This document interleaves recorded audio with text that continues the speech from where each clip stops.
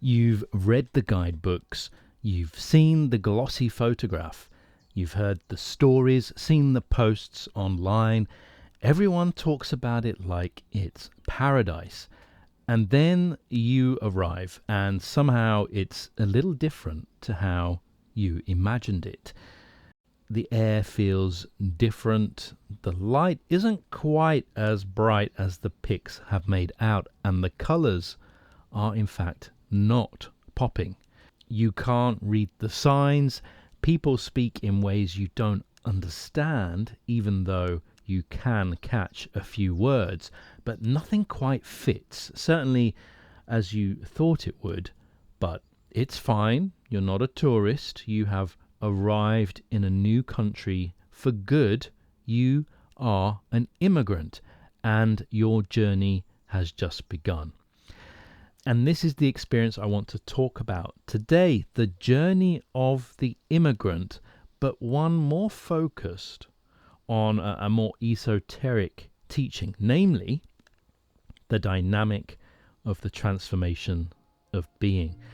And I've been feeling recently that this metaphor, this language, is quite appropriate for describing the process of spiritual transformation. So if this is of interest to you, keep listening to this, a new episode of the Higher Self Dialogues with me, your host, Anton Jarrod.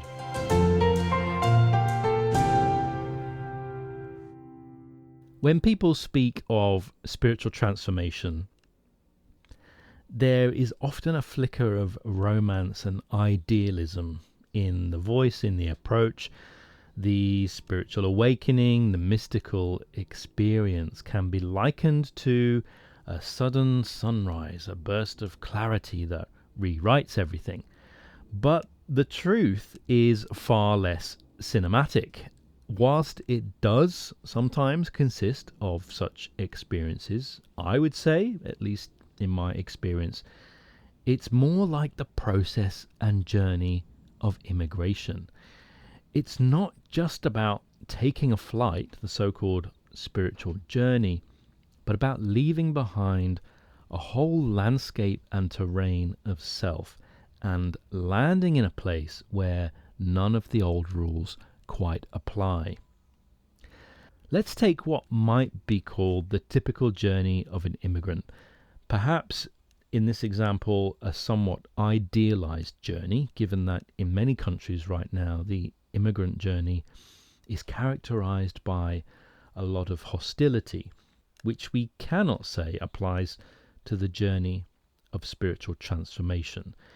It's not a hostile journey, the spiritual transformation one, even if it can be challenging, because there's no one out to get you, unless, of course, we're talking about our own undeveloped tendencies and characteristics, the enemy within, but that's another topic. Right now, I want to talk about the journey of transformation from one place to another, from one state to another. And through this, you might already get a sense of where I'm going with this, where I'm coming from. Let's begin then with the journey itself, the immigration experience, not the metaphor, just the raw movement of human beings from one country to another. Now, at first, normally, there's excitement, maybe even a sense of destiny. You've dreamed about this new place and you've imagined its streets, you've roamed them in your mind or perhaps using Google Street View, and you've got a sense of the neighborhood you're moving to. You've prepared and you've read the booklets about coming to XYZ, and so you feel like you know what it's going to be like. And then, of course, you arrive. Everything is unfamiliar. The smells, the way people look at you or don't, the surroundings. You're aware that there are unwritten rules, lots of them, and they weren't in that booklet. The customs feel arbitrary. They don't make sense at all to you. The confidence you had when you stepped off the plane begins to drain out quietly. You've traveled before and you're a person of the world, so you told yourself, but why aren't you enjoying things? And straight away, You don't know where to stand or how to speak. You fumble for the right words and often find none. There's embarrassment, isolation, a deep, low frequency sense of disorientation, perhaps even shame. There is culture shock, and it doesn't always come dramatically with a loud bang. Sometimes it creeps in slowly, days, months later, as experience misaligns with expectations. Expectations you told yourself you wouldn't have, but did anyway. There are some pretty miserable days ahead, some long calls home to family and friends telling them that you're okay, that it will surely pass, that you just have to stick it out, but no, it's not like you thought. And maybe to yourself, if not to others, you feel that you have made a mistake and that it's not going to work out, and that perhaps you may have to return home. But if you do stay, what follows is acclimatisation. Slow, it's a long, often invisible labour of becoming familiar with a place. Not fluent, not native, but just able to be there without constant effort. Eventually, you find yourself more easily learning the rhythms of life there, the gestures, the silences. You stop needing subtitles. You begin to understand not just the words, but the tone beneath them. Eventually, you stop standing out so much. You find a place in the flow.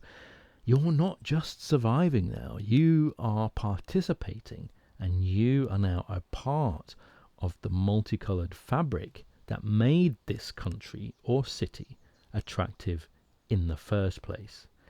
But still, it takes more time before you're recognized, before the systems there acknowledge you and grant you more than just a visitor's pass. But then soon enough, you do get your temporary residence status or conditional permanent residency, a sense of conditional belonging. You're working now, contributing, paying tax, and in return, you're being considered a fellow of the community. You feel more and more at home. You feel like this is where you want to settle. You form relationships that mean something, and you see that the future is here. But there's still a way to go before you're considered a fully signed up member of the community. But then, eventually, you're given indefinite leave to remain, or settled status, or lawful permanent residence. Now you can live here long term. Your temporary status simply segues into permanent status.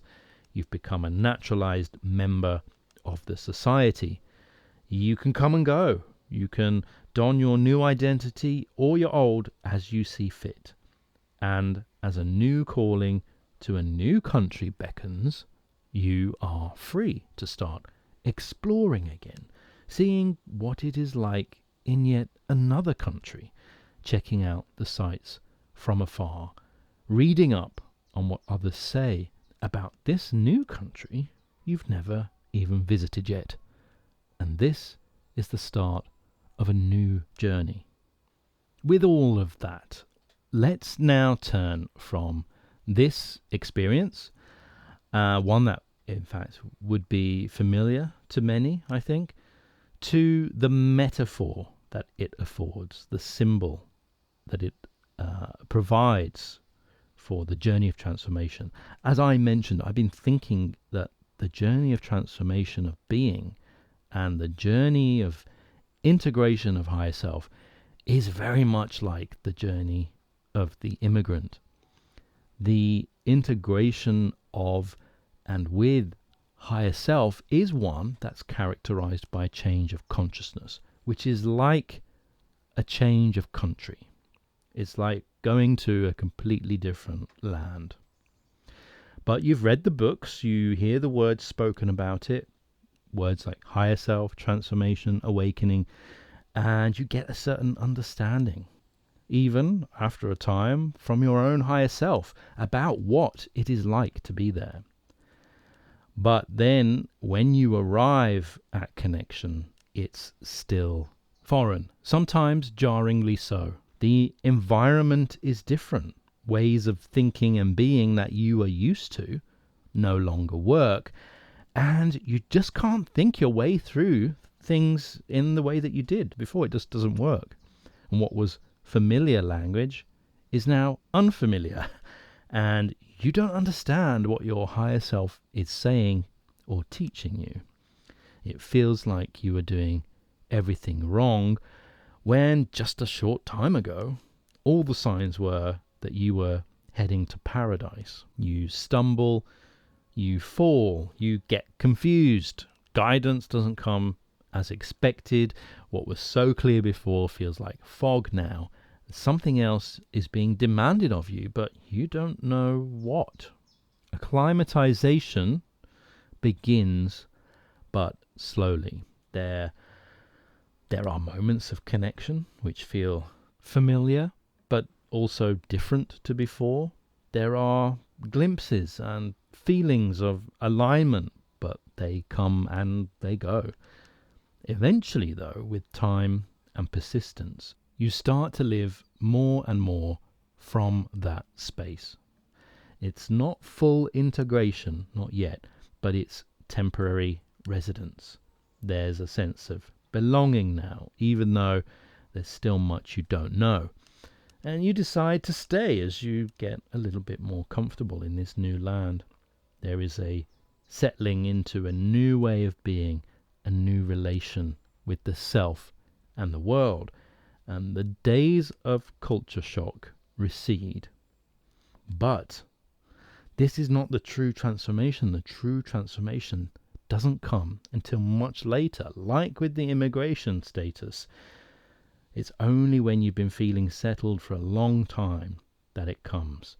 And in fact, after you've been so used to this new way of being after many years, it sometimes comes as not a surprise that you get that letter from the immigration authorities telling you that, yes, you've got settled status. You are now a naturalized member of society. There's no more tests and forms to fill in.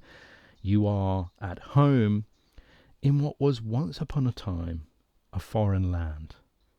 And this, I think, is the key thing that I wanted to say, is that we often think of the journey of transformation as being marked by the moments of awakening, as this is the kind of the goal. But the transformation actually is only instigated or initiated by these moments, and that there then follows a long tail of settling, of acquiring naturalization, of settled status. And that is the moment or the time when the true transformation occurs. It's not when you land in the country for the first time and put your feet on that ground. It's when you've already been there so long that you're now looking at other countries and thinking about other places to go and naturalize in, because you're already settled in this new way of being that was instigated when there was that moment of awakening. So you see how this metaphor can be taken in many different directions as it relates to the spiritual journey. The esoteric value of this metaphor is high, I feel. And I found that it's more than helpful to understand how, where, and when certain inner shifts in relation to the spiritual journey are taking place. Because the challenge with an inner journey is that, of course, there is no external system of validation, and you often don't know where you are in your journey of evolution. So by spending a bit of time thinking about what has changed or stayed the same and settled, you can better understand where you are in the immigration trajectory regarding the new country of consciousness that higher self has brought out in you or brought you to. Well, that's all for this week, and thank you for listening to this slightly different episode, which, as I said, is about the much more esoteric topic of transformation dynamics. May you get from it what you need. In next week's episode, I return to the regular kind of topic that I've been doing on this podcast, where I look again at the idea and challenge of defensiveness in the global context as well as the personal. Until next time, goodbye.